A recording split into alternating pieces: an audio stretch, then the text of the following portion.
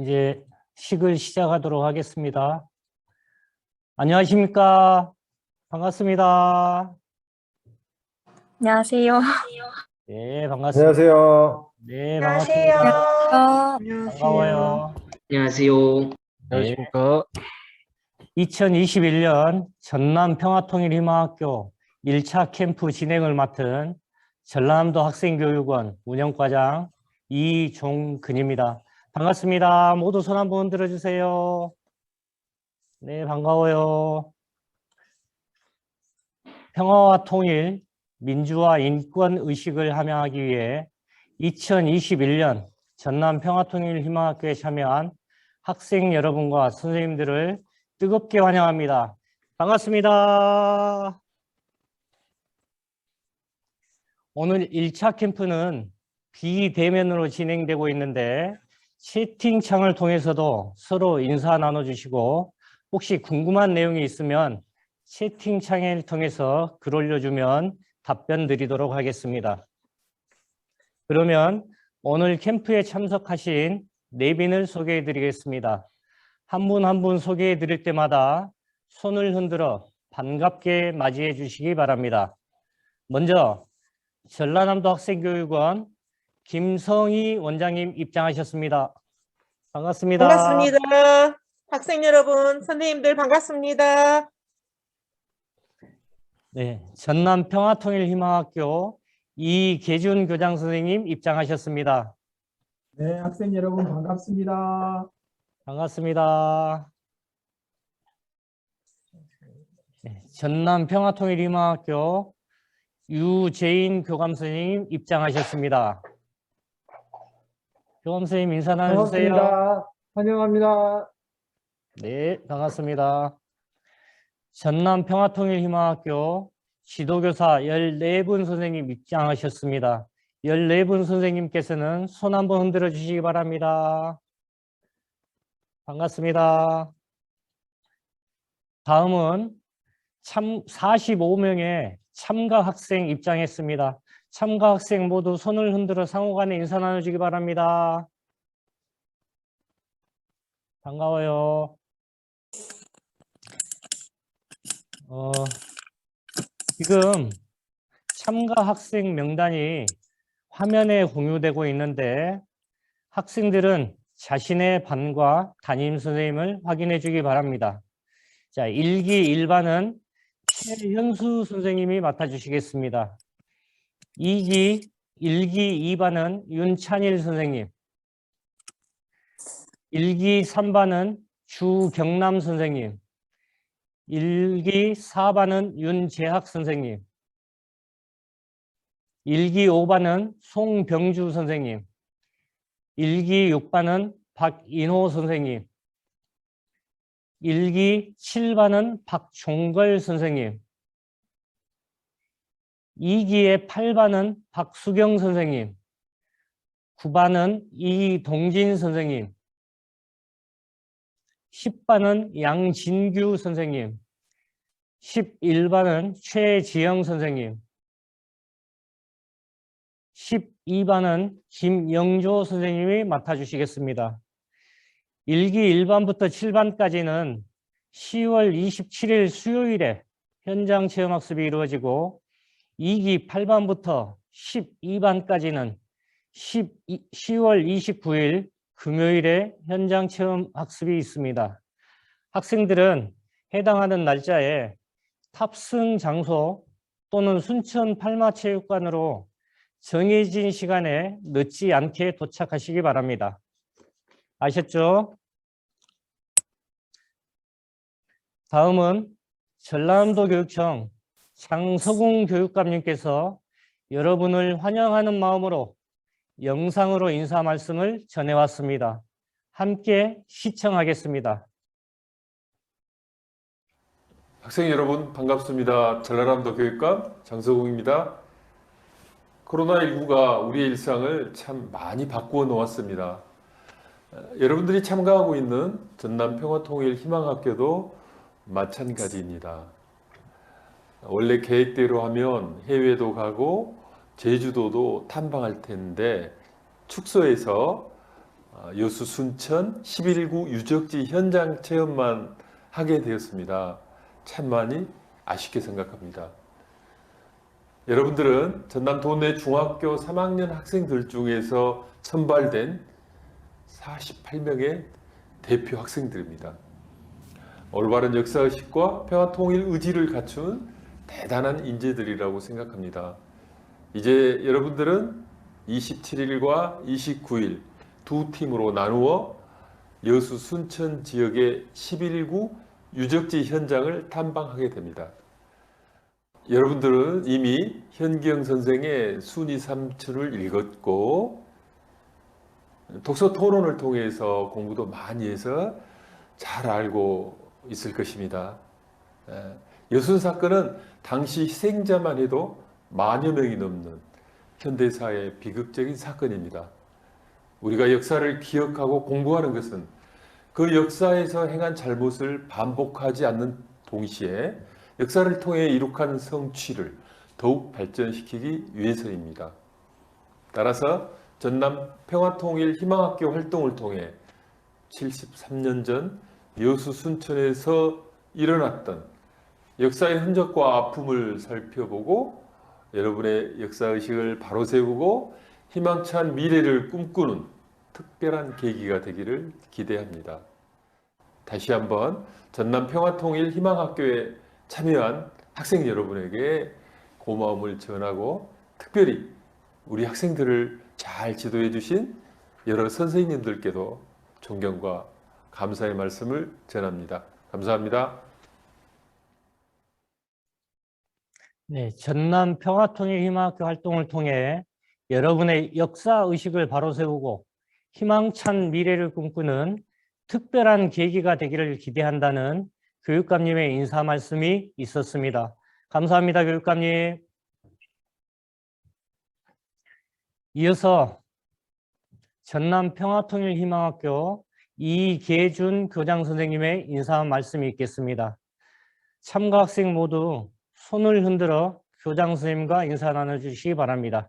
교장 선생님 안녕하세요. 네, 전남 평화통일 희망학교에 입학하신 학생 여러분 반갑습니다. 전남 평화통일 희망학교는 우리 전남의 학생들이 평화통일의 서포터즈로 성장하기를 바라면서 개교하였고, 여러분들은 평화정착과 통일이라는 우리 민족의 염원을 실현하기 위해 학교의 추천을 받아 입학하게 되었습니다. 여러분들이 자랑스럽습니다.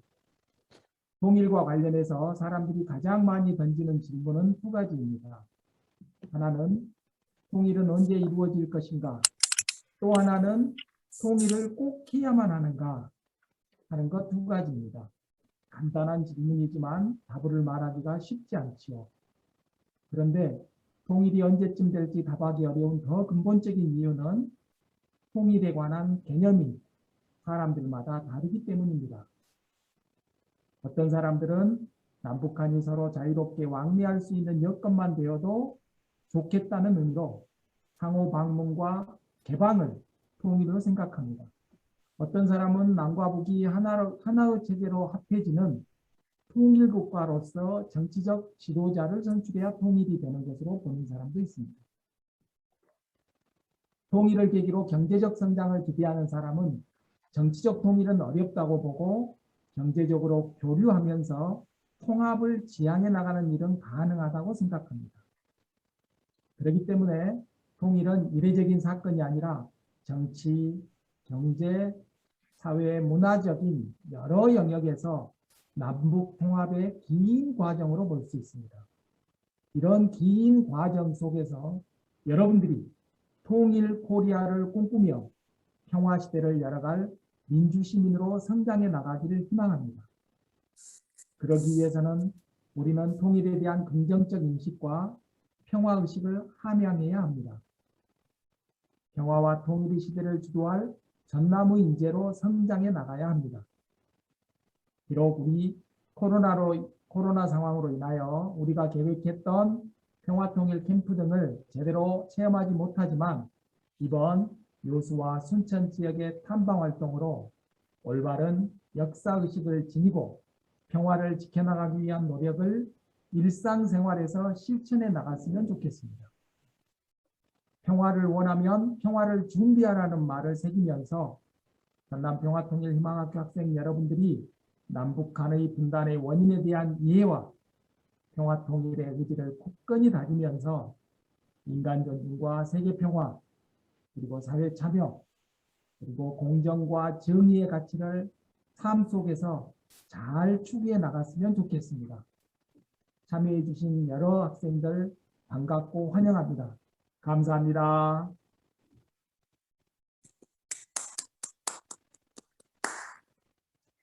통일에 대한 긍정적 인식과 평화 의식을 함양해 평화와 통일의 시대를 주도할 전남 인재로 성장해 가기 바란다는 교장 선생님의 인사 말씀이 있었습니다.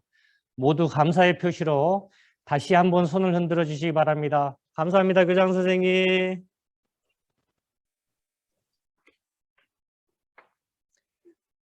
이번 2021년 전남 평화통일희망학교는 방역 수칙을 준수하기 위해 4명의 학생을 기본 단위로 해서 1개 학급으로 편성하여 총 12개 반으로 운영됩니다. 그리고 각 반별로 선생님 한 분이 배정되어 여러분의 각종 활동을 도와줄 것입니다. 12분 선생님만 다시 한번 손 흔들어 주시기 바랍니다. 선생님 안녕하세요. 반갑습니다. 다음은 김영배 선생님의 오늘 지금 우리가 다시 과거를 돌아보아야 하는 이유에 대한 특강이 있겠습니다. 선생님은 한평 신광중학교에서 사회 선생님으로 재직 중이며 역사를 전공하셨습니다. 선생님 안녕하세요. 선생님 나와 계십니까? 안녕하세요. 네, 안녕하세요. 네. 화면을 먼저 공유를 하도록 하겠습니다.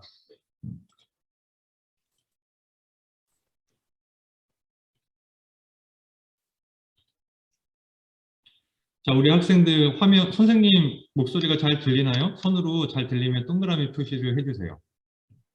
네. 그리고 지금 선생님이 화면 공유를 했는데 공유한 화면도 잘 보이시나요? 잘 보이시면 손으로 동그라미 좀. 네.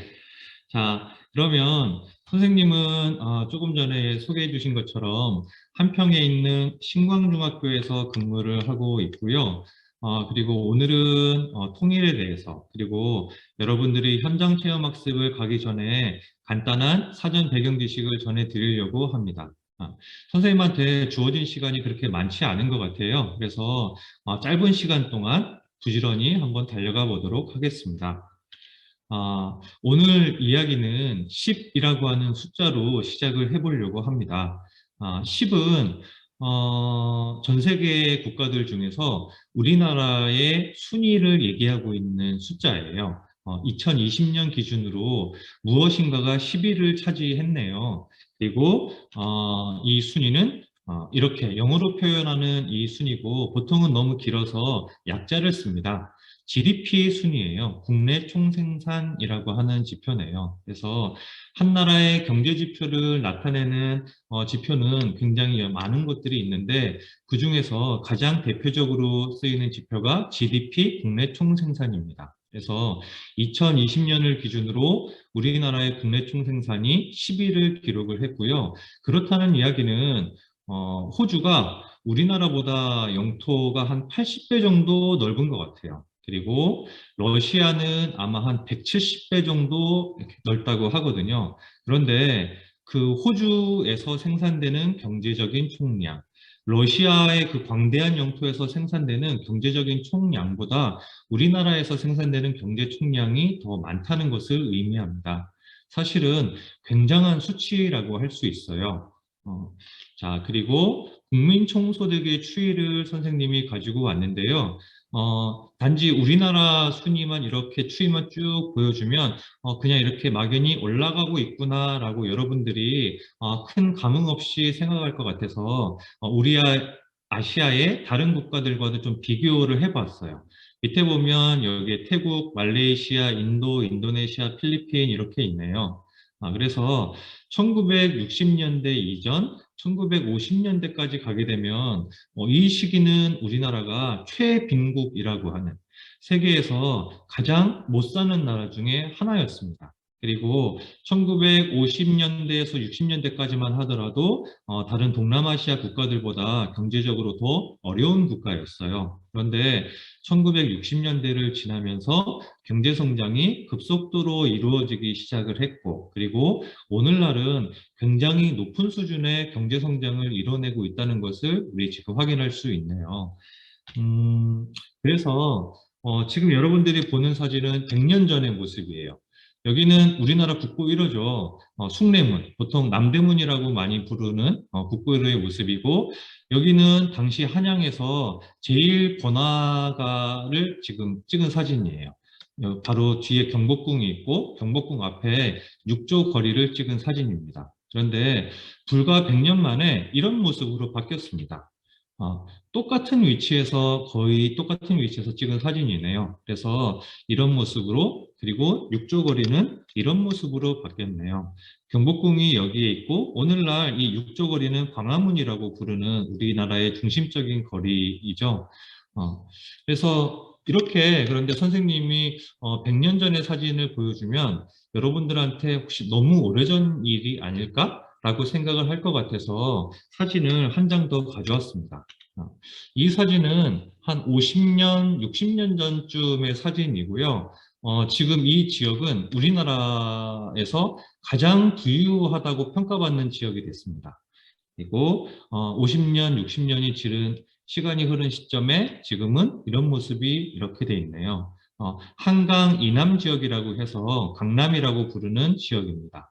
그래서 여러분들이 보시는 것처럼 정말로 짧은 시간에 천지개벽이라고 이렇게 표현을 할 수 있을 정도로 엄청난 성장과 발전을 지금 이뤄냈다는 것을 확인할 수 있을 것 같아요. 그리고 지금 여기에서 보이는 이 화살표의 구간은 아마도 이 시기는 여러분들의 할아버지, 할머니들 세대에 해당하는 시기일 것 같아요. 이 시기에는 월화수목금 다음에 금금이라고 여겨질 정도로 굉장히 오랜 시간 동안 일을 해야만 했습니다. 그럼에도 불구하고 손에 쥐게 되는 급여 수준은 굉장히 낮았고요. 그리고 일을 하게 되는 환경은 굉장히 열악하고 위생적으로, 환경적으로 안 좋은 환경에서 이렇게 근무를 하셨어요. 그래서 60년대에 이렇게 경제성장이 급속도로 이루어지는 이면에는 사실은 우리 할아버지, 할머니들의 많은 희생이 뒷받침되었다라고 하는 것을 기억을 했으면 좋겠습니다. 그리고 자, 두 번째 화살표의 구간을 한번 볼까요? 자, 이 구간은 아마도 여러분들의 부모님 세대의 구간이 될 것 같아요. 선생님 세대의 구간이기도 하고요. 이 구간에는 이전과 같은 이제 근로를 하면서 또 한 가지의 중요한 성과를 이뤄낸 시기이기도 했습니다. 바로 이렇게 보이는 사건들이 있었던 거죠.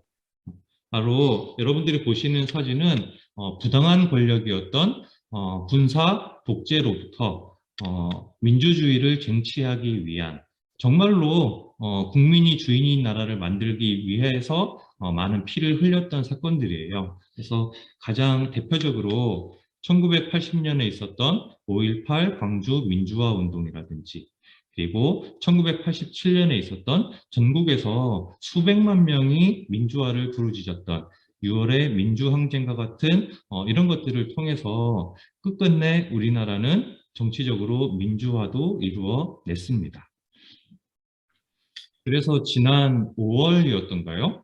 지난 5월에 유엔에서 이제 한국은 개발도상국이 아니고 공식적으로 선진국이다라고 인정을 했습니다. 이건 여러분들 유엔의 역사상 개발도상국의 지위에서 선진국의 지위로 변경된 사례는 우리나라가 유일하고 최초이면서 유일한 사례예요. 그리고 하나만 더 보자면 2차 세계대전 이후에 식민지를 경험한 국가들 중에서 경제발전과 함께 동시에 정치적으로 민주화를 이뤄낸 나라 역시 전 세계에서 우리나라가 유일합니다. 그리고 하나만 더 볼까요? 자, 오징어 게임이라고 하는 드라마네요. 자, 이 드라마는 요즘에 워낙에 유명해서 여러분들이 다들 알고 계실 것 같아요. 본 친구들은 없겠죠. 19금 드라마라 본 친구는 없지만 알고는 다들 계실 것 같아요. 자, 선생님이 기사를 검색해 봤는데 10월 한글날에 선생님이 기사를 검색했네요. 이때 79개국에서 오징어 게임이 1위를 하고 있었네요. 그런데 아마 그 이후로 더 가속도가 붙었던 것 같아요. 그래서 아마 넷플릭스를 방영하고 있는 전 세계 모든 국가들에서 1위를 했던 것으로 알고 있습니다. 그래서 올킬이라고 이렇게 표현을 하면 될까요? 그래서 오징어 게임이라고 하는 드라마가 나온 지 불과 한두 달 만에 전 세계의 시청자들이 한국 놀이에 열광을 하고 있다라고 하는 소식이 들려옵니다. 보는 사진은 지금 네덜란드 광장에서 지금 무궁화꽃이 피었습니다를 하고 있는 모습이고, 이거는 프랑스 파리예요. 프랑스 파리에서 우리나라 전통놀이를 할 수 있는 체험관이 이렇게 마련이 됐는데 거기에 구름 같은 관중이 몰렸다라고 하는 소식을 지금 전해주고 있는 모습이고요. 그리고 미국의 이베이 같은 사이트를 보면 우리나라의 달고나를 파는 키트를 이 정도 가격이면 한 우리나라 돈으로 25,000원 정도 할까요? 굉장히 비싼 가격에 팔리고 있네요. 그래서 BBC 같은 영국의 방송사에서는 한국 문화가 전 세계를 몇 년에 걸쳐서 이제 대공습을 하고 있다라고 표현을 하고 있기도 하고, 그리고 오징어 게임 같은 거를 통해서 한국적인 것, 한국의 문화, 심지어는 한국어에 대한 학습의 열풍까지 고조되고 있는 상황. 그리고 한류가 세계를 정복한다? 이건 우리나라에서 한 말이 아닙니다. 이것도 블룸버그 통신이라고 하는 유명한 언론사에서의 그 기사 내용인데요. 이렇게 볼 수 있는 것처럼 문화적으로도 우리나라가 엄청나게 성장을 한 것 같아요. 그런데 비단 이런 모습들은 오늘날의 이야기만은 아니죠. 영화계에서는 몇 년 전에 기생충이라고 하는 영화가 아카데미에서 4관왕을 차지하기도 했고, 그 다음에 아마 또 여우조연상을 또다시 수상을 했을 거예요. 그리고 음악계에서는 BTS가 빌보드 차트에서 1위를 기록하고, 빌보드 차트는 사실은 미국의 차트이지만 실질적으로는 세계 음악 순위의 차트 역할을 하고 있습니다. 그런데 여기 보면 또네요, 또. 그래서 이런 빌보드 차트에서 1위를 하는 것도 더 이상 생소한 일이 아닐 만큼 우리나라가 정치적으로, 경제적으로, 그리고 사회 문화적으로 엄청난 성장을 이뤄냈고 지금은 세계를 선도하는 수준의 지위에 있다고 할 수 있을 것 같습니다. 그런데 그렇지만 우리가 한 가지 아직 해결하지 못한 커다란 과제 한 가지를 안고 있습니다. 그 과제는 우리나라가 세계 유일의 분단 국가라고 하는 사실이에요. 여러분들 혹시 이런 단어 들어보셨나요? The unended war라고 하는 단어인데 end는 끝나는 것이고 war는 전쟁이고 앞에 붙은 on은 접두사예요. 그래서 붙어서 뒤에 있는 단어가 아니야 라고 하는 뜻을 나타내는 거죠. 그래서 끝난 게 아니야 전쟁이네요. 다시 얘기하면 아직 끝나지 않은 전쟁. 어떤 전쟁일까요? 이 전쟁을 북한에서는 조국 해방 전쟁이라고 부르고요. 중국에서는 이렇게 부릅니다. 항미 원조 전쟁.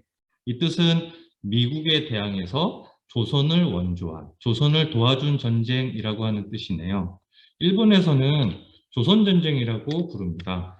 우리나라에서는 6.25 전쟁 또는 한국전쟁이라고 부르는 전쟁입니다.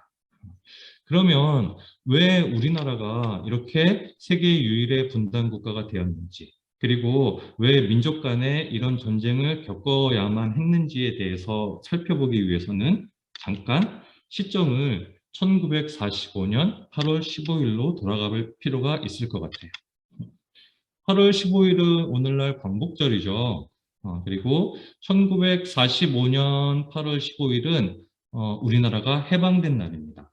그리고 2차 세계대전에서 미국과 주로 태평양 전쟁을 벌이고 있던 일본이 패망한 날이기도 합니다. 일본의 국왕이 공식적으로 항복을 선언한 날이고 그 항복을 선언함과 동시에 우리나라에서 해방이 이루어진 거죠. 자, 그런데 한 가지 사실은 2차 세계대전에서 주요한 승전국이었던 미국과 소련이 우리나라에 있던 일본군을 대신해서 들어왔어요. 그런데 이때 들어온 미군과 소련군은 해방군이 아니고 점령군으로 들어왔습니다. 일본을 대신한 또 다른 점령군으로 들어온 거예요. 그래서 지금 서울의 중앙청을 보면 일장기가 내려가고 있는 대신에 미국의 성조기가 다시 올라가고 있네요.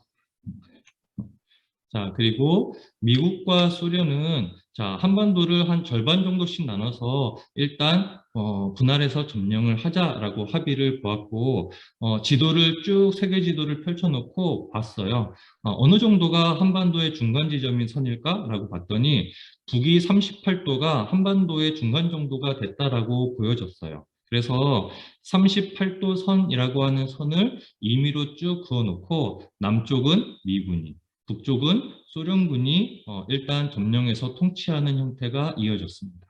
이 시기를 우리나라에서는 분정기라고 부르는데요. 그래서 여러분들 38선은 초기에는 이랬어요.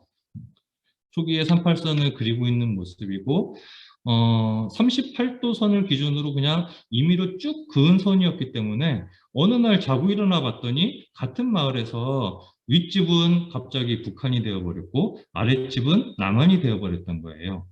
그런데 초기의 38선은 그렇게 엄격하게 구분이 되어 있지는 않았습니다. 그래서 아랫집에 살고 있는 아이유가 윗집에 살고 있는 BTS네 집에 놀러 가서 뭐 공기놀이를 하기도 했고 다음 날이 되면 윗집에 살고 있는 BTS는 다시 38선을 넘어서 아랫집에 살고 있는 아이유를 만나서 고무줄 놀이를 하기도 했고 그랬어요.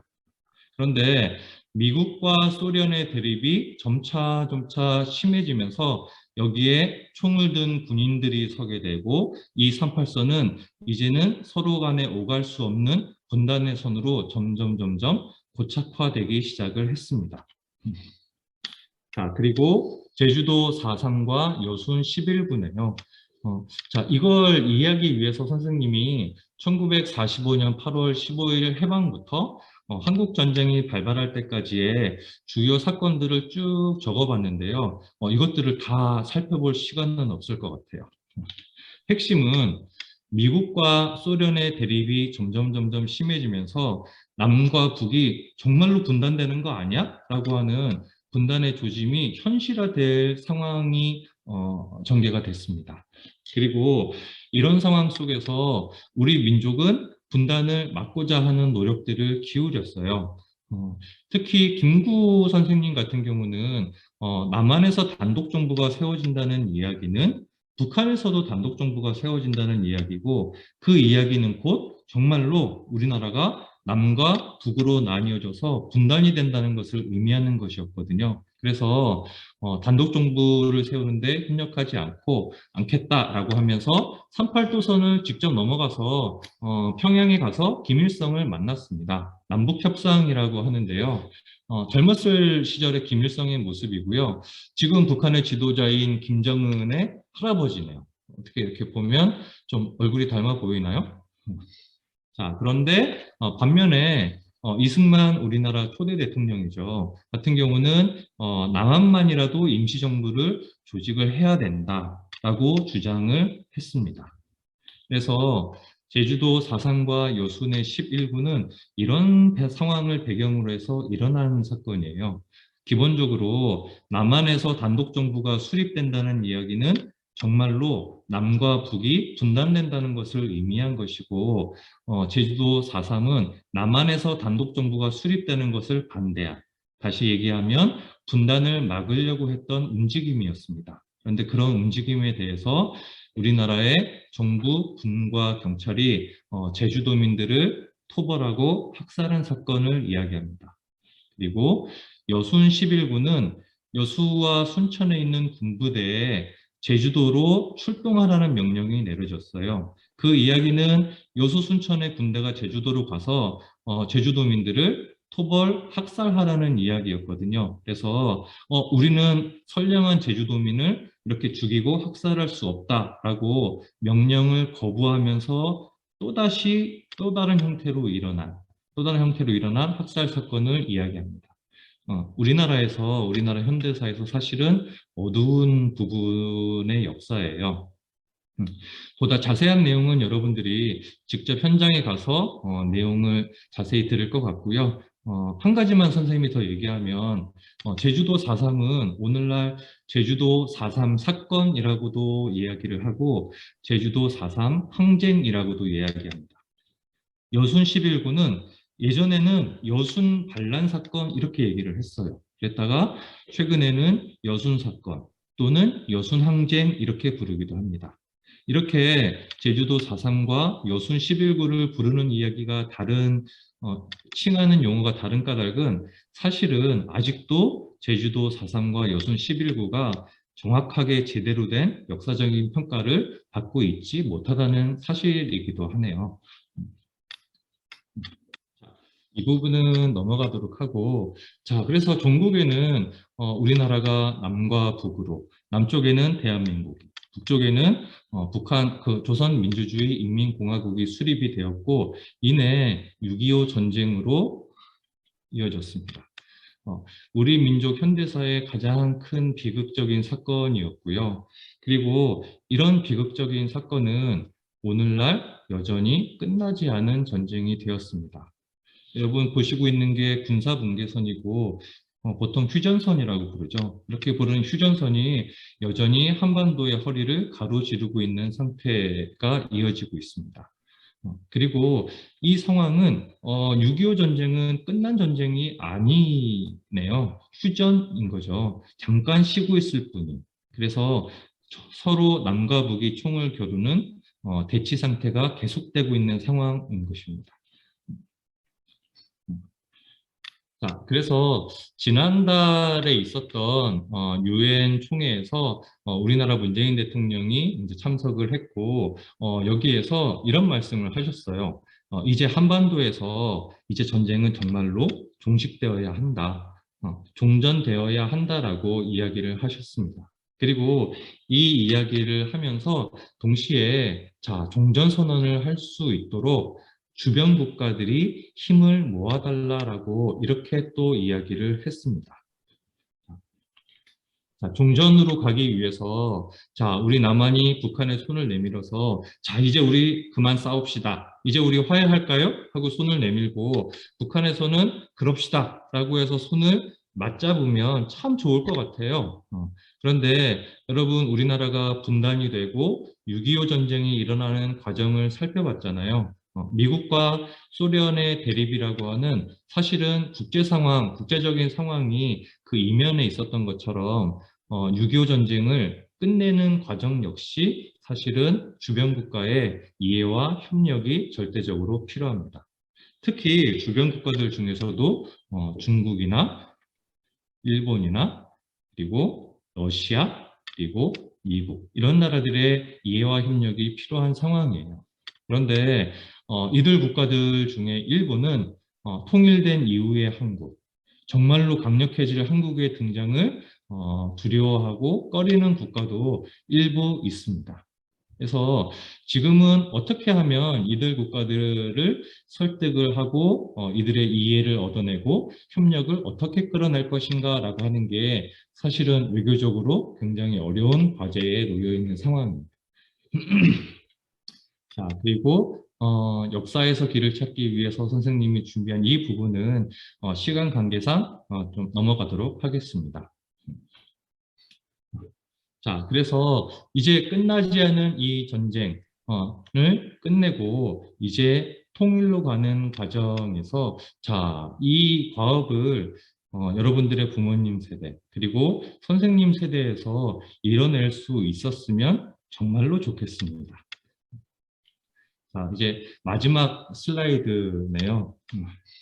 자, 그런데 만약에 이러한 과업을 선생님의 세대에서 이뤄내지 못한다고 하면 그러면 이제 곧 우리 사회의 주역으로 등장할 여러분들이 반드시 이 과업은 이루어졌으면 하는 바람이에요. 아까 여러분들 살펴봤듯이 우리 할아버지 할머니 세대 그리고 우리 부모님 세대들이 정말로 피땀을 흘려서 오늘날 자랑스러운 대한민국을 만드셨어요. 이때 선생님이 얘기한 피땀은 그냥 수사로 피땀이 아니고 정말로 많은 피를 흘렸어요. 자, 이렇게 만들어 놓은 우리 대한민국의 마지막 남은 하나의 과제, 이 과제를 선생님과 그리고 이제 곧 사회의 주인공으로 등장할 여러분들이 손을 맞잡고 해결해 나갈 수 있었으면 정말 좋겠습니다. 네. 그리고 그러한 방법은 반드시 평화적인 방법이어야 하겠죠. 여러분들 학교에서 친구들끼리 이렇게 사소하게 다투는 학교 폭력도 굉장히 엄격하게 이렇게 대처를 하잖아요. 그런데 하물며 학교 폭력이 그런데 사람이 사람을 죽이고 다치게 하는 같은 민족 간에 죽이고 하는 이런 형태의 무력적인 방법은 절대로 있어서는 안 되겠죠. 그래서 자, 이런 우리의 마지막 과업을 평화적으로 이뤄낼 수 있도록 선생님이 여러분들에게 마지막으로 당부드리고 싶습니다.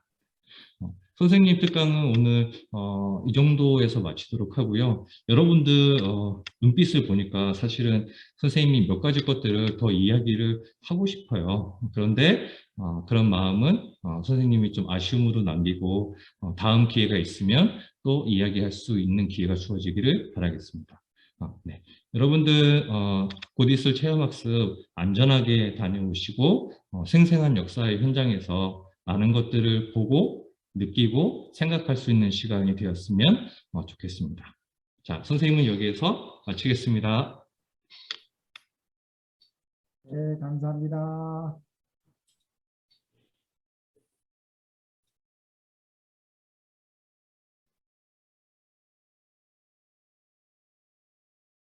분단의 과정과 또 종전을 위한 주변 국가들의 협력을 통해서 종전에서 통일을 여러분께서 이루어 나가기를 바란다는 김영배 선생님의 특강이 있었습니다.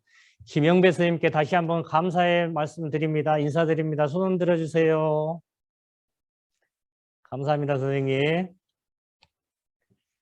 이어서 전라남도 학생교육원 유규홍 교육연구사님께서 전남 평화통일희망학교의 이후 운영 내용에 대한 안내와 안전교육을 해주시겠습니다. 유규홍 연구사님 나와주세요. 함께 손들어 인사 나눠주시게요. 네, 안녕하십니까. 전라남도 학생교육원 연구사 유규용입니다.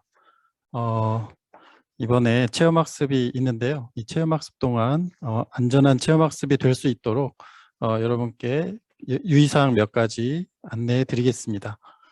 2차 캠프 전 유의사항 안내하겠습니다. 먼저 버스 노선입니다. 우선 현장 체험일 아침 순천까지 갈 때 탑승해야 하는 버스 노선에 대해 알아보겠습니다. 1기는 10월 27일 수요일 아침 목포에서 출발해서 강진을 거쳐 순천에 도착하는 1번 노선과 해남 벌교를 거쳐 순천 팔마체육관에 도착하는 2번 노선이 운영됩니다. 버스를 이용하지 않는 다른 학생들은 순천 팔마체육관으로 직접 찾아오면 됩니다. 2기는 10월 29일 금요일 아침에 나주에서 출발해 순천에 도착하는 노선과 광주, 화순, 순천으로 이어지는 노선이 있습니다. 이때에도 버스를 이용하지 않는 다른 학생들은 순천 팔마체육관으로 직접 찾아오기 바랍니다. 다시 한번 당부합니다. 당일 버스를 놓치지 않도록 시간에 잘 맞춰 나오기 바랍니다. 이번에는 과제 작성 방법에 대해 알아보겠습니다. 영화 동백 감상 소감문과 캠프 후 최종 보고서를 작성하는 과제입니다. 양식 파일은 전라남도 학생교육원 전남 평화통일희망학교 자료실에 있습니다. 문자로 자세한 내용 안내했고요. 다음에 다시 한번 더 안내하도록 하겠습니다. 특히 보고서를 작성하고 현장 체험을 할 때 제주 4.3과 여수 11구 사건의 역사적 배경과 연관성에 대해 유심히 듣고 생각해보는 시간이 되길 바랍니다. 방역수칙 준수 너무 중요합니다. 요즘 접종자 수가 많아지기는 했지만 코로나19의 확산세는 여전히 아주 위험해서 안심할 수가 없습니다. 체험일 전날 가까운 선별진료소에 가서 진단 검사를 받고 음성 확인한 다음에 체험에 참가하길 바랍니다. 혹시 체험일 아침에 37.5도 이상 발열이 있다거나 감기 증세 등 코로나 증상이 있을 경우에는 체험학습에 참가하거나 학교에 가지 말고 선별진료소로 가서 진단 검사를 받기 바랍니다. 마스크 착용도 거리 두기도 꼭 지켜야 하는 거 다 알고 있죠? 점심 도시락 먹을 때에도 서로 마주보는 일이 없이 거리를 두고 먹어야 하겠습니다. 버스 안과 밖에서도 안전은 매우 중요합니다. 버스 안에서는 안전벨트 착용 필수죠. 위험하니 일어서거나 이동하지 않아야 합니다. 만일을 대비해 비상탈출용 망치의 위치도 파악해 두시기 바랍니다. 차에 내리고 오를 때 길에서 다치지 않도록 교통안전에도 유의해야 합니다. 그럴 리는 없겠지만 사고가 났을 때는 119에 신속하게 신고한 후 가능한 한 차에서 멀리 떨어져 있어야 합니다. 식중독에 걸리지 않도록도 주의합시다. 밥 먹기 전에 손을 씻지 않아서 배탈이 나는 경우를 봅니다. 밥 먹기 전에는 꼭 손을 씻고 음식이 조금이라도 이상해 보이면 먹지 않는 게 좋습니다. 멀미를 하는 학생들이 있습니다. 멀미를 하는 학생들은 멀미약을 사서 복용 방법을 정확히 확인한 후 차에 타기 전에 먹거나 붙이도록 하기 바랍니다. 친구 간의 예의를 지켜야 서로 기분 상하지 않고 재미있는 체험 활동을 할 수 있습니다. 상대방이 싫어할 표현과 행동은 하지 않아야겠죠? 다른 친구들의 말이나 표현이 싫을 때에는 싫다, 불쾌하다는 자기 표현을 꼭 하기 바랍니다. 여기까지 체험학습 시 필요한 유의사항에 대해 알아봤습니다. 이번 캠프 기간 동안 여수, 순천의 이곳저곳을 돌아보며 평소에 보지 못했던 곳도 가보고 평소에 듣지 못했던 숨겨진 이야기에 귀를 기울이는 특별한 체험과 기억이 되어서 여러분의 역사적 안목을 키우는 소중한 시간이 되길 바랍니다. 마이크를 넘기겠습니다. 예, 마이크를 넘겨받았습니다. 우리 전라남도 학생교육원에서는 청소년 미래의 도전 프로젝트라는 사업도 운영하고 있는데요.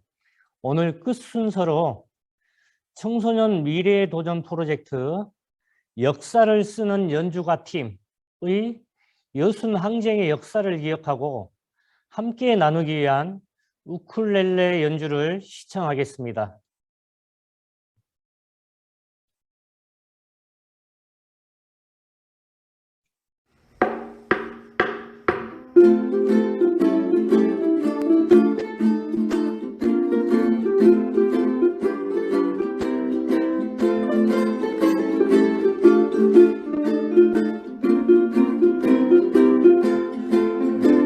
삼성이 형제묘에게서 여수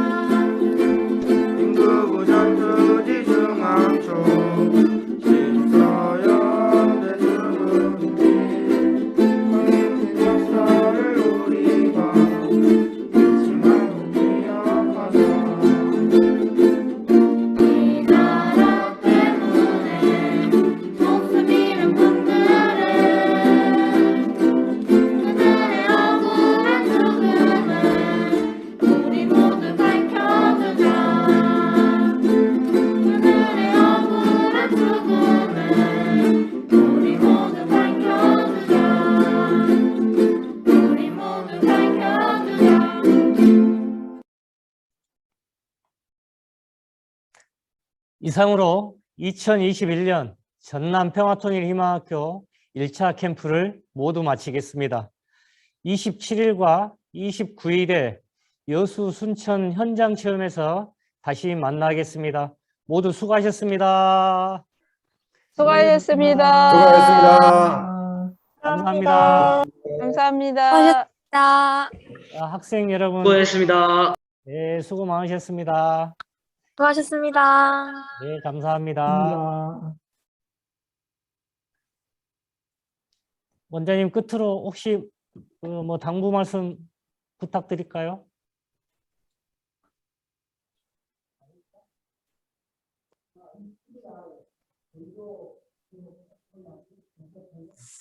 예, 원장님 혹시 한 말씀 부탁드립니다. 저희가 코로나로 인해서 정말로 처음 해보는 비대면 캠프와 현장 체험학습 사전 안내 등등 그래도 짧은 시간 안에 이렇게 만나 뵙고 소통할 수 있는 시간을 갖게 된 것이 굉장히 기쁩니다. 너무 아쉽기는 하지만 그래도 우리 평화통일학교 선생님들과 우리 학생 여러분이 저희가 현재 가능한 상황 아래서 이루어지는 교육 활동인 만큼 여러분께서도 보다 더 진지하고 의미 있게 이렇게 참여하는 시간이 되셨으면 좋겠습니다. 하여튼간에 안전한 교육 활동에서 가장 중요한 것은 안전이라고 생각합니다. 그래서 27일과 29일에 이루어지는 현장 체험학습에서 우리 선생님들의 따뜻한 보살핌과 지도에 의해서 우리 학생들 우리 지역의 아픈 역사, 진상규명, 명예회복을 위한 이런 노력들을 충분히 알고 역사인식이 투철한 평화통일을 리더하는 그런 리더로 성장하기를 기대합니다. 모두 수고하셨습니다. 감사합니다. 감사합니다. 우리 선생님들 체험 당일도 많은 도움 부탁드립니다. 자, 학생들, 선생님들 27일에 또 29일에 다시 만나겠습니다. 이제 나가셔도 됩니다. 선생님,